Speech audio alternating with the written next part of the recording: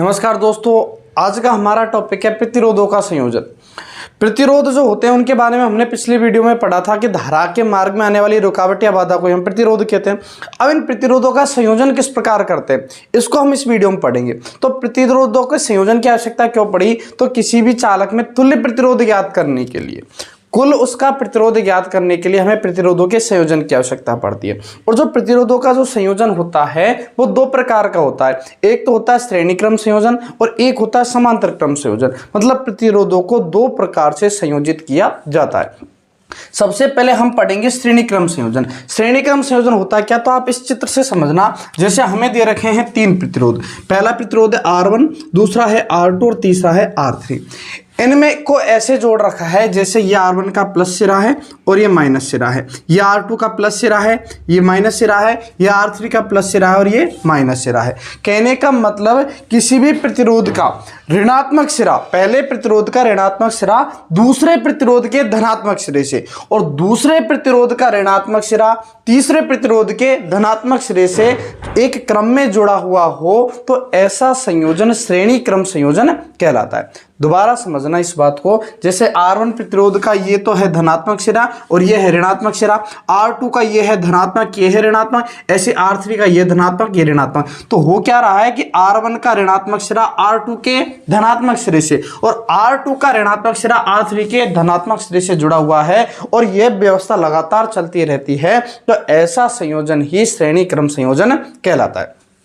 दूसरी बात हम इसमें समझे कि भैया जो श्रेणी क्रम संयोजन होता है इसकी कुछ दो खास बातें होती है। पहली बात तो कि इसमें धारा का मान समान रहता है, चाहे कितने भी प्रतिरोध हो, श्रेणी क्रम संयोजन में धारा का मान सदैव समान रहता है। दूसरा कि धारा का मान तो समान रहता है लेकिन इसमें जो विभवांतर है, विभवांतरों का मान अलग अलग होता है। जैसे देखो, पहले प्रतिरोध पे विभवांतर दे रखा है V1, दूसरे प्रतिरोध पे V2 और तीसरे प्रतिरोध पे V3। तो धारा का मान तो समान रहता है लेकिन विभवांतर का मान अलग अलग रहता है, मान अलग अलग रहता है, अलग अलग रहता है।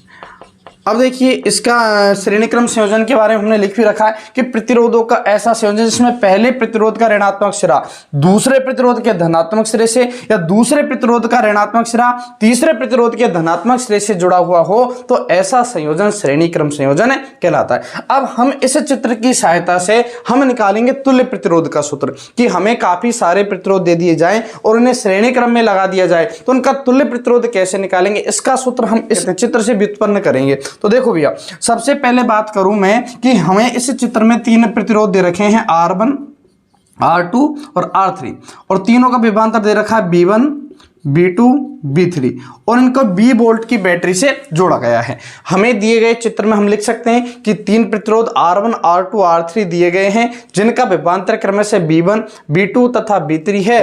अब हम क्या करेंगे कि हमें तुल्य प्रतिरोध का सूत्र निकालना है। तो तुल्य प्रतिरोध टोटल का प्रतिरोध हो जाएगा R। तो R निकालने के लिए हम क्या करेंगे, सबसे पहले देखो धारा और विभवांतर में से अलग कौन है, अलग अलग कौन है इस प्रतिरोध में, तो अलग अलग है हमारा विभवांतर। तो हम क्या करेंगे, जो अलग अलग है पहले उसका मान निकालेंगे फिर उसको टोटल कर देंगे, उससे हमारे तुल्य प्रतिरोध का मान आ जाएगा।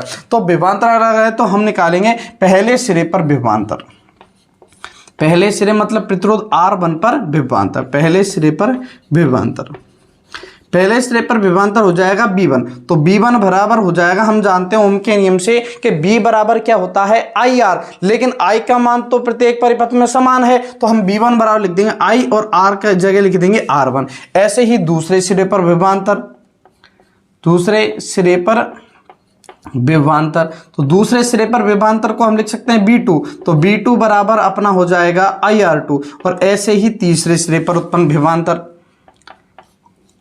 सिरे पर विभवांतर और तीसरे सिरे पर विभवांतर को हम लिखेंगे V3, विभवांतर V3 और V3 बराबर हो जाइए IR2, सॉरी B3 बराबर हो जाएगा IR3। अब हम क्या करेंगे, हम लिखेंगे कुल विभवांतर। कौन सा विभवांतर? कुल विभवांतर। तो मैं लिख देता हूँ कुल विभवांतर। कुल विभवांतर के लिए हम क्या करेंगे कि B बराबर हो जाएगा B1 plus B2 plus B3। अब हम क्या करेंगे कि इसको देता हूँ समीकरण नंबर 1, ये 2 और ये 3। समीकरण 1, 2 और 3 तीनों का मान इसमें रख देंगे समीकरण नंबर 4 में। और जैसे ही रखेंगे तो देखो B बराबर तो होता है हमारे पास IR, और B1 का मान क्या दे रखा है IR1, प्लस B2 का मान क्या है IR2, और प्लस B3 का मान क्या है IR3। अब देखो तीनों में हमें दिख रहा होगा कि इन तीनों में I कॉमन है, तो ये तो हो गया IR बराबर I को कॉमन लेंगे तो अंदर बच जाएगा R1 plus R2 plus R3। अब देखो इस I से I क्या हो जाएगा, कट जाएगा।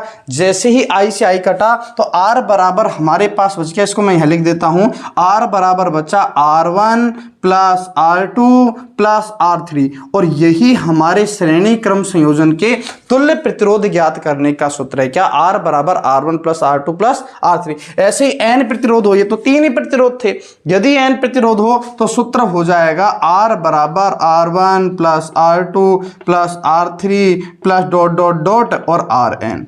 बात आई या नहीं आई समझे? तो श्रेणी क्रम संयोजन के तुल्य प्रतिरोध का सूत्र होता है R बराबर R1 plus R2 plus R3। तो ये हो गया हमारा श्रेणी क्रम संयोजन। अब हम पढ़ते हैं आगे समांतर क्रम संयोजन। तो देखो समांतर क्रम संयोजन, समांतर क्रम संयोजन में क्या होता है कि दिए गए प्रतिरोधों के धनात्मक सिरे एक बिंदु से तथा ऋणात्मक सिरे दूसरे बिंदु से जुड़े हो तो ऐसा संयोजन ही हमारा समांतर क्रम संयोजन कहलाता है। जैसे इस चित्र को देखना, 3 प्रतिरोध है R1 R2 R3।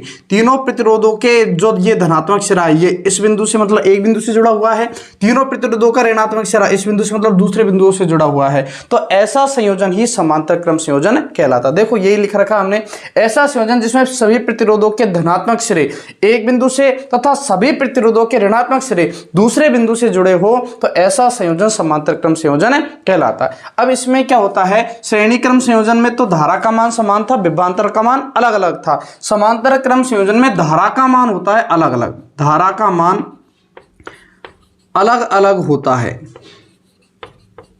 भैया समांतर क्रम संयोजन में धारा का मान क्या होता है, अलग अलग, तथा विभवांतर का मान होता है इसमें समान, तथा विभवांतर का मान क्या होता है, विभवांतर का मान होता है समान। मतलब प्रत्येक प्रतिरोध में धारा तो बहेगी अलग अलग, लेकिन उस पर जो विभवांतर का मान होगा वो क्या होगा, समान। तो विभवांतर का मान समान होता है।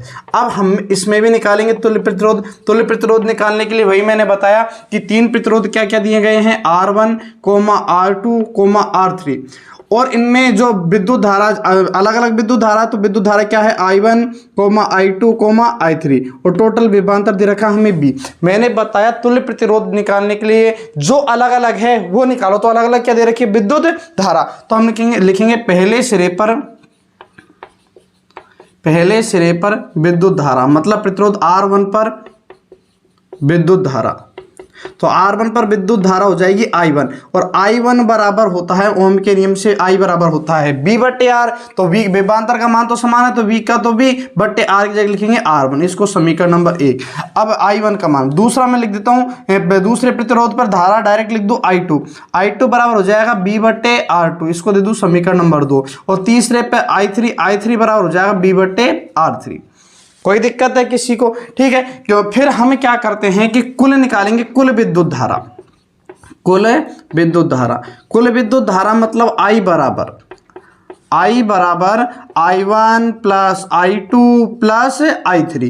अब हम क्या करेंगे कि ये समीकरण नंबर 1, ये 2 और ये 3, इन तीनों का मान इसमें रखेंगे। मान रखेंगे तो I बराबर हो जाएगा, I1 का मान है B बट्टे R1, I2 का मान है B बट्टे R2, और I3 का मान क्या दे रखा भैया, B बट्टे R3। तीनों में हमें कॉमन क्या दिख रहा है, तीनों में कॉमन दिख रहा है B। तो अब देखो I की जगह क्या लिखेंगे, मैंने बताया I बराबर ओम के नियम से क्या होता है, B बट्टे R। तो पहले यहाँ लिख दो, I की जगह लिख देते हैं अपन B बट्टे R बराबर, B को कॉमन लिया, अंदर बच जाएगा 1 बट्टे R1 प्लस 1 बट्टे R2 प्लस 1 बट्टे R3। अब देखो इस B से ये B क्या हो जाएगा, कैंसिल, तो यहाँ बचा 1। तो हमारा जो सूत्र बना है समांतर क्रम संयोजन का, उसको मैं लिख देता हूँ 1 बट्टे R बराबर 1 बट्टे R1 plus 1/R2 plus 1/R3, यही समांतर क्रम संयोजन के तुल्य प्रतिरोध का क्या है, सूत्र है। अगर नीचे नहीं दिख रहा हो तो मैं यहाँ लिख देता हूँ 1/R बराबर 1/R1 plus 1/R2 plus 1/R3। ऐसे n प्रतिरोध हो